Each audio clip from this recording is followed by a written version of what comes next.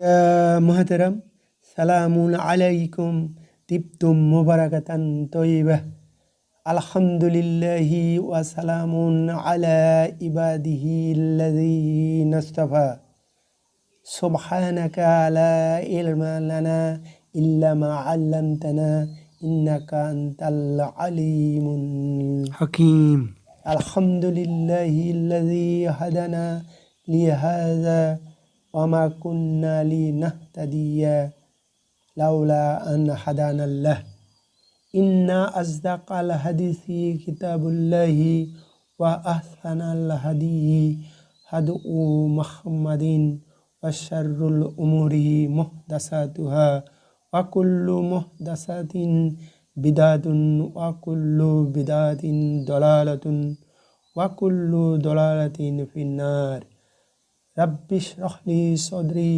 ويسر لي أمري واحلل عقدة من لساني يفقهوا قولي واجعل لي وزيرا من أهلي ربي زدني علما ربي أعوذ بك من همزات الشياطين وأعوذ بك ربي أن يحضرون بسم الله الرحمن الرحيم আল্লাহু আল্লাহ। প্রিয় মহতরম, আজ আমাদের 31তম ক্লাস। আজকের বিষয় ওয়াকফর বিবরণ। এটা আরবি ভাষার তাজবিদ এই সম্বন্ধের শেষ ক্লাস। তো আজকের বিষয় ওয়াকফর বিবরণ। কোনো বাক্য যখন শেষ হয় সেজন্য বিশ্রাম নিতে হয়। সে বিশ্রাম নেওয়ার সময় নিঃশ্বাস ত্যাগ করে পুনর্বার শ্বাস নেওয়ার জন্য ক্ষণকাল বিলম্ব করাকেই ওয়াকফ বলে। ওয়াকফ করা পবিত্র কোরআন মাজিদের মধ্যে অত্যন্ত আবশ্যক।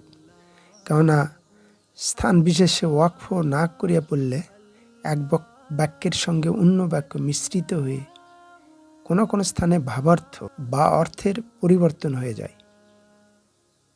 এজন্য ওয়াকফ কতগুলো সময় জরুরি।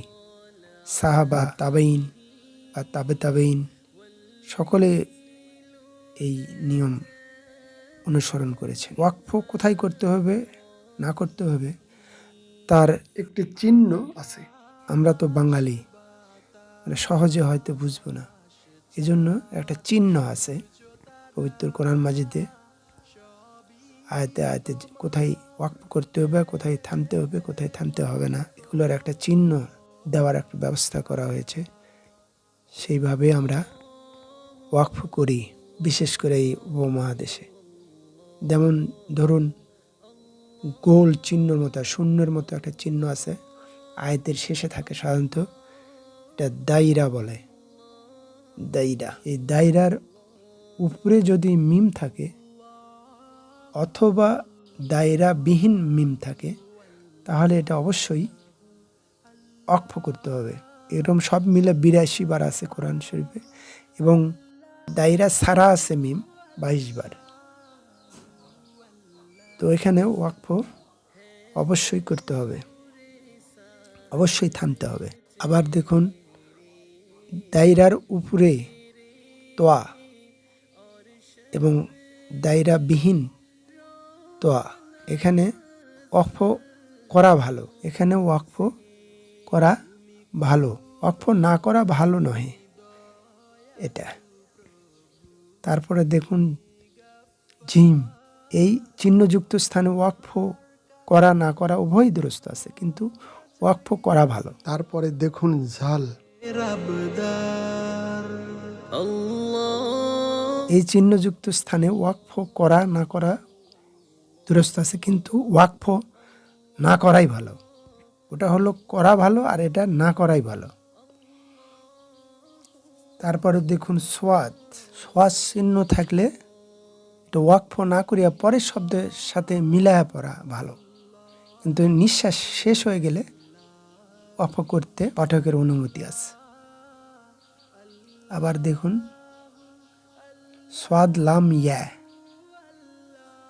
এই চিহ্নিত স্থানে ওয়াকফ না করা অত্যন্ত ভালো, কিন্তু ওয়াকফ করিলেও ক্ষতি করতে পারে, তাতে কোনো ক্ষতি নাই। তারপরে দেখুন কাফ আর ফা একসাথে আছে, এটা তেলাওয়াতকারীকে থামার আদেশ করা হয়েছে। এরা ওয়াকফ করতে হবে, ওয়াকফ করা ভালো। তারপরে দেখুন কফ, এই চিহ্নিত স্থানে ওয়াকফ করতে হয়। আবার কেউ বলেছেন ওয়াকফ করতে হয় না, ওয়াকফ করতে হয় না, তবে ওয়াকফ করাই ভালো। তারপরে দেখুন দায়রার উপরে লাম, দায়েরের উপরে লাম, এটা ওয়াকফ করলেও করা যায়, ওয়াকফ না করাটাই ভালো। পরেরটা দেখুন লাম, দায়রাবিহীন লাম, এটা থাকলে অবশ্যই ওয়াকফ করা হবে না।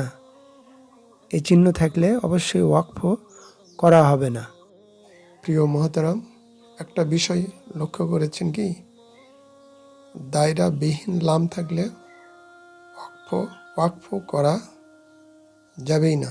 দায়রাবিহীন মিম থাকলে ওয়াকফ করতেই হবে।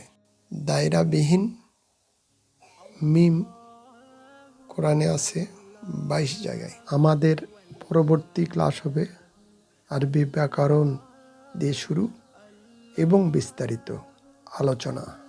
চলুন আজ আমরা দেখি সূরা নাজিয়াত ৭৯ নম্বর সূরা ৩৫ নম্বর আয়াতে আল্লাহ সুবহানাহু ওয়া তাআলা চেষ্টা প্রচেষ্টা সম্বন্ধে কি বলেছেন। এই আয়াত থেকে আমি যেটা বুঝি সেটা হলো, পৃথিবীতে যেমন অনেক চেষ্টা প্রচেষ্টা করলো, অনেক ভালো খেললো, কিন্তু গোল খেলো, গোল খেয়ে পরাজিত, তার কি হবে তাহলে? তার পরাজিত, তাকে কেউ জেতার মর্যাদা দিবে না, সে পরাজিত। কিন্তু পরকালে আল্লাহ দেখবেন চেষ্টা প্রচেষ্টা, তার রেজাল্ট দেখবেন না। কে কারি হলো, কে মৌলানা হলো, কে হুজুর হলো, কে ইমাম হলো, কে শাইখ হলো,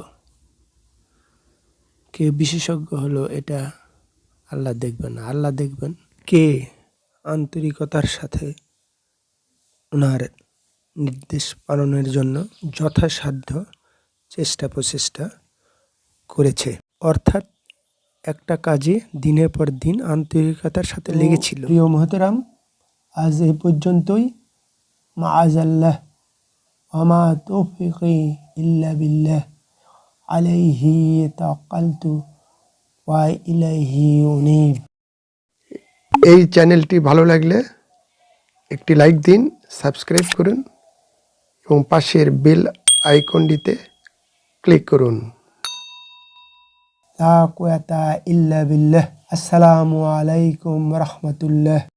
আল্লাহ হাফিজ।